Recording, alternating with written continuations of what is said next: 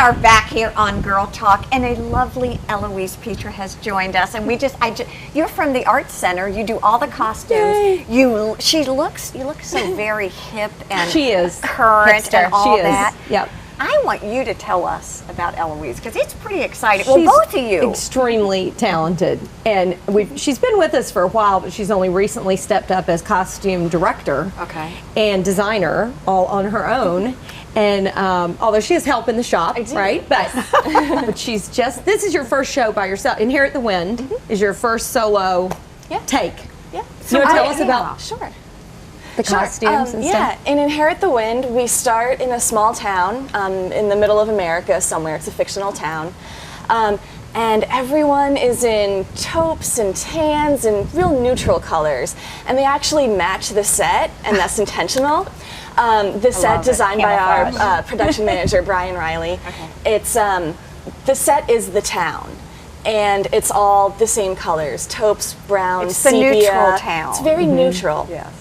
And then this big trial happens, and as more and more people come in from other places, big cities or other small towns, we see more color appear. So more saturation and brighter colors. A little bit like Dorothy in The Wizard of Oz. Oh, that's neat, Erin. Yeah, that's cool. That's a great analogy. But there's so much, in talking to her, there was so much metaphorical thought behind it.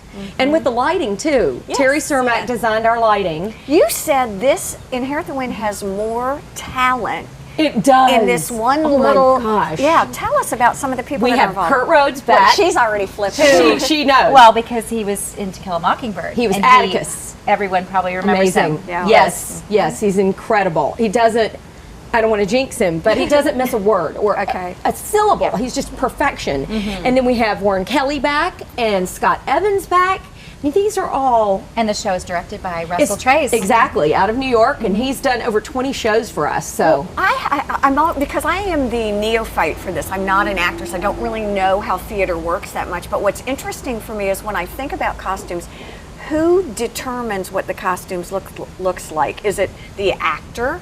Is it the director? Is it just the nature, or is that kind of your prerogative? Well, it's a collaborative process. Okay. I start talking to the director as soon as we know what the show is, and we talk about big ideas, like what's the theme of the show, what's the feel of the show, and then we kind of go from there. And then as we see the actors, it's not always just what looks good on them. Right. It's what really enhances the character. Because we're all just trying to tell the same story. What was interesting to me about the way you opened the segment that we're doing is you spoke in color. Did you notice that? You spoke in color. You spoke in like character. In Greek. Right, in Greek. Yeah, you spoke in sort of overall talent. I mean, it's just interesting how people the lenses we all look through. Exactly. Right. It really is. Now, so go ahead. How many are in this cast, and was it a challenge in this particular show?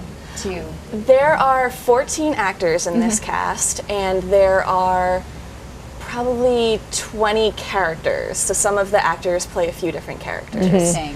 And it's about a mid-sized show. It's a little on the larger side, but definitely for a play. It's one of our larger size plays. Yeah, our big musicals will have maybe 30 people in them, and Mary they're Poppins changing all over the place. Oh, that's right. Mary Poppins. She's already working on Mary Poppins. Mary Poppins. Well, I have a question about Inherit the Wind. Once you do character costumes like that, is it just boop, they're gone, or do you recycle things? And good question. We had a gal on the segment before who does a consignment shop. Yeah. Do you ever go shopping for stuff? Oh, all the time. Okay. All the time. It's always a process of, oh, that has an interesting detail. I'm going to get that because maybe I can use it later. And then after the show, we have a big storage space. Yes. That we keep things. Now, are you actually sewing many of these costumes?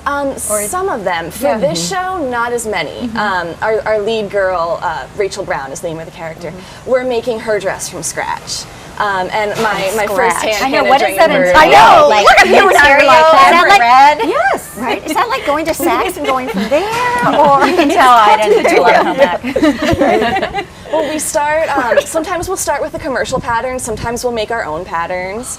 But we start with the idea of just what we want it to look like, what the feeling we want, like with the structure, and then I shop for fabric, and then we'll make a mock-up out of scrap fabric or old fabric, and then we can Eloise. fit it, do whatever we need to do, and then I have a favor, and I know we've got to go.